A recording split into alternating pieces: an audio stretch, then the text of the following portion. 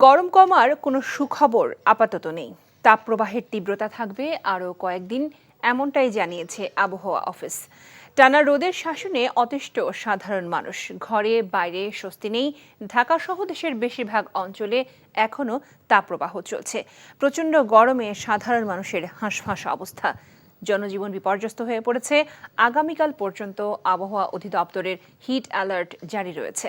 দেশে চলমান তাপপ্রবাহের কারণে ঢাকা, চুয়াডাঙ্গা, যশোর, খুলনা ও রাজশাহী জেলার সব মাধ্যমিক স্কুল, কলেজ, মাদ্রাসা ও কারিগরি শিক্ষা প্রতিষ্ঠান আজ বন্ধ রয়েছে, তবে খোলা রয়েছে প্রাথমিক পর্যায়ের শিক্ষা কার্যক্রম। গতকাল রোববার দেশের সর্বোচ্চ তাপমাত্রা ছিল যশোরে 42.2 ডিগ্রি সেলসিয়াস, ঢাকায় ছিল 39 ডিগ্রি সেলসিয়াস। এ বিষয়ে জানতে চলে যাচ্ছি ঢাকার বাইরের সহকর্মীদের কাছে। প্রথমেই আমরা চলে যাচ্ছি রাজশাহীতে, সেখানে আছেন সিনিয়র করেসপন্ডেন্ট সমর সাজু। সাজু, এখন পর্যন্ত তো গরমের তেজ কতটা বেড়েছে, আর জেলার মাধ্যমিক স্কুল কলেজ বন্ধ থাকলেও প্রাথমিক কিন্তু খোলা, এ নিয়ে অভিভাবকদের প্রতিক্রিয়া কেমন দেখছেন?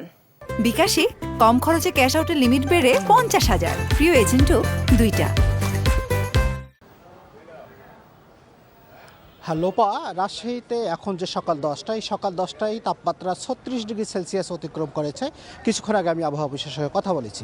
গতকাল এখানকার সর্বোচ্চ তাপমাত্রা ছিল 42 ডিগ্রি সেলসিয়াস, অর্থাৎ গত কয়েকদিন থেকে আমরা দেখছি রাজশাহীতে 42 ডিগ্রি সেলসিয়াসের আশপাশে তাপমাত্রা বিরাজ করছে এবং তীব্র দাবদাহ এখন বর্তমানে বিরাজ করছে রাজশাহীতে। তো আপনি যে একটি বিষয় জানতে চেয়েছেন যে গতকাল 42 ডিগ্রি সেলসিয়াস তাপমাত্রার কারণে আজকে মাধ্যমিক পর্যায়ে সব ধরনের স্কুল বন্ধ রয়েছে, তবে প্রাথমিক বিদ্যালয়গুলো খোলা রয়েছে এবং আমি কিছুক্ষণ আগে খোঁজ দিয়েছি প্রাথমিক বিদ্যালয়গুলো সকালে মর্নিং শিফট তাদের চালু রয়েছে।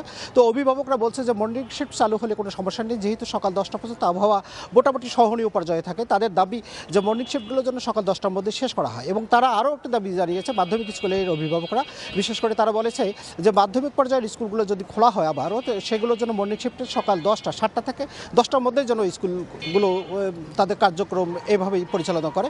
আর আপনি জানেন যে চলমান তীব্র দাবদাহের কারণে রাজশাহী অঞ্চলে খাবার পানির তীব্র সংকট দেখা দিয়েছে। রাজশাহী বিশ্ববিদ্যালয়ের শহীদ সোহরাওয়ার্দী হল কর্তৃপক্ষ গতকাল একটি নোটিশ জারি করেছে শিক্ষার্থীদের, আবাসিক শিক্ষার্থীদের জন্য। তারা বলেছে যে যেহেতু পানির স্তর দিন দিন নিচে নেমে যাচ্ছে, এ কারণেই হলগুলোতে স্বাভাবিক যে পানি সেগুলো সরবরাহ করতে পারছে না, এবং তারা এ কারণে শিক্ষার্থীদের সহযোগিতা কামনা করেছে যেন এই কম পানি দিয়ে তারা আপাতত এই সংকটকালীন সময় পার করে। আর আপনাকে একটি তথ্য জানিয়ে রাখি যে রাজশাহী অঞ্চলে কিছুদিন আগেও, গত 5 মাস আগেও প্রায় 9,000 মুরগির খামার ছিল। সেই মুরগির খামারগুলো আমি গতকাল খোঁজ করেছি, এর মধ্যে অর্ধেকের বেশি খামার বন্ধ হয়ে গেছে। বিশেষ করে এই যে চলমান তাপদাহ, এই তাপদাহে মুরগিগুলো হিট স্ট্রোকে মারা যাচ্ছে, এমনটি বলেছেন বেশিরভাগ খামার মালিক। লোপা, সাজু, আপনি থাকেন আমাদের সাথেই। আমরা এবারে চলে যাচ্ছি চট্টগ্রামে সিনিয়র করেসপন্ডেন্ট আরিজ আহমেদের কাছে। আরিজ, ওখানে তো সব ধরনের শিক্ষা প্রতিষ্ঠানই চলছে, পাশাপাশি গরমে জনজীবনে প্রভাব কতটা পড়েছে?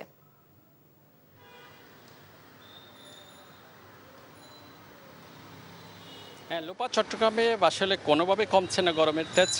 শিক্ষা প্রতিষ্ঠানগুলো চলছে, আমরা সেখানে গিয়ে দেখেছি, সেখানেও আসলে উপস্থিতির সংখ্যা অনেক কম।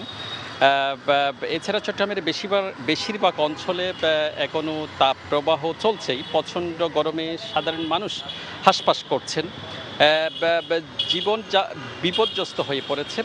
গরমের কারণে মানুষের স্বাভাবিক যে জীবনযাত্রা সেটিও আসলে ব্যাহত হচ্ছে। দিনের বেলা আমরা যেটা দেখি, আসলে বেলা বাড়ার সাথে সাথে সড়কগুলোতে আসলে যানবাহন শূন্য হয়ে পড়ে। এছাড়া মানুষের যে তীব্র তাপ যেমন চলছে, তেমন অন্যদিকে শহরে ও গ্রামের মধ্যে প্রচণ্ড রকমের লোডশেডিংও চলছে। সেই কারণে মানুষের আসলে আরও তীব্র এবং প্রচণ্ড কষ্ট হচ্ছে। একদিকে এখানে আবার গরমে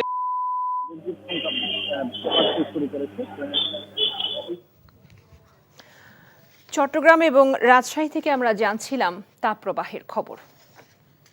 বিকাশে কম খরচে ক্যাশ আউটের লিমিট বেড়ে 50,000, প্রিয় এজেন্টও 2টা।